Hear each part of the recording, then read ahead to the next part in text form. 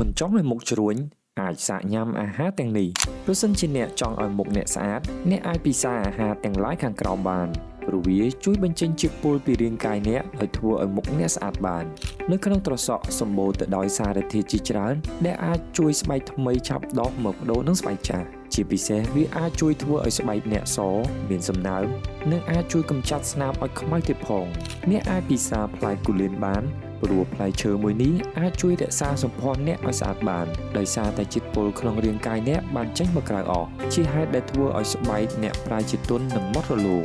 នៅក្នុងទឹកឃ្មុំមានផ្ទុកវីតាមីន B2 វីតាមីន C និងសារធាតុជាច្រើនទៀតដែលអាចជួយបំបត្តិអាការៈក្អកជួយធ្វើឲ្យអ្នកងាយស្រួលបត់ជើងធំថែមទាំងជួយរក្សាសម្រស់អ្នកទៀតផងការ៉ុតក៏មានផ្ទុកសារធាតុដែលអាចជួយបើឈាមនិងបញ្ចេញជាតិពុលផងដែរម្យ៉ាងទៀតបន្លែមួយប្រភេទនេះនឹងអាចជួយធ្វើឲ្យភ្នែកអ្នកភ្លឺទៀតផងដូចនេះដើម្បីសម្រស់និងសុខភាពភ្នែកអ្នកគួរតែជ្រើសរើសការ៉ុតមួយនេះមកញ៉ាំឲ្យបានច្រើនទើបអាចទទួលបានផលដែលអ្នកចង់បាន